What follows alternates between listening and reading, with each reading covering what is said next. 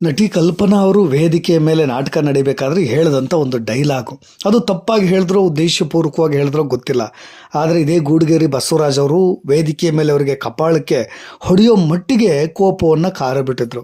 ಕಲ್ಪನಾ ಹೇಳಿದ ಡೈಲಾಗು, ಹಸುವಾಗ್ತಾ ಇದೆ ಅದಕ್ಕೆ ಪ್ರತಿಯಾಗಿ ರೊಟ್ಟಿ ತಿನ್ನು ಅಂತ ಹೇಳಬೇಕಾಗಿದ್ದನ್ನು ಕಲ್ಪನಾ ಉದ್ದೇಶಪೂರ್ವಕವಾಗಿ ಹುಲ್ಲು ತಿನ್ನು ಅಂತ ಅಂದುಬಿಡ್ತಾರೆ. ಆ ಡೈಲಾಗನ್ನು ಕೇಳಿ ನಾಟಕವನ್ನು ನೋಡ್ತಾ ಇದ್ದವ್ರು ಎಲ್ಲರೂ ಕೂಡ ಬಿದ್ದು ನಕ್ಕರು. ಕೂಡಲೇ ಬಸವರಾಜ್ ಅವರು ಕೋಪದಿಂದ, ಹೌದು ನಾನು ಹಸು, ಹುಲ್ಲು ಕೊಡು ಅಂತ ಹೇಳಿ ಅದೇ ವೇದಿಕೆ ಮೇಲೆ ನಿಂತ್ಕೊಂಡು ಕೂಗಾಡಿಬಿಟ್ರು. ಜನರ ಕೇಕೆ ಜೋರಾಗಿಬಿಟ್ಟಿತ್ತಂತೆ. ಆ ಕ್ಷಣದಲ್ಲಿ ಅವಮಾನದಿಂದ ಬ್ಯಾಕ್ ಸ್ಟೇಜ್ಗೆ ಹೋಗಿದ್ದಂಥ ಬಸವರಾಜ್ ಅವರು ನಟಿ ಕಲ್ಪನಾ ಅವರ ಕೆನ್ನೆಗೆ ಹೊಡೆದು ಬಿಟ್ರಂತೆ.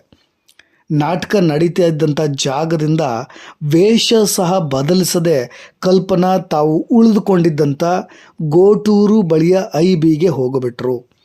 ಬೆಳಗ್ಗೆ ಆದ ತಕ್ಷಣ ಎಲ್ರಿಗೂ ಆತಂಕ ಕಾಡಿತ್ತು. ಒಂದು ಆಘಾತಕಾರಿಯಾದಂಥ ಸುದ್ದಿ ಎದುರಾಗಿತ್ತು.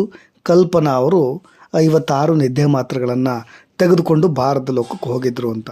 ನೋಡಿ, ಗೂಡಗೇರಿ ಬಸವರಾಜ್ ಅವರು ಕಲ್ಪನಾ ಅವರ ಪತಿಯಾಗಿದ್ದರು ಅನ್ನೋದು ನಿಮಗೆಲ್ರಿಗೂ ಕೂಡ ಗೊತ್ತೇ ಇರೋ ವಿಚಾರ. ಅವರಿಬ್ಬರ ನಡುವೆ ಒಂದಿಷ್ಟು ಕಲಹ, ಜಗಳ ಎಲ್ಲವೂ ನಡೀತಾ ಇತ್ತು.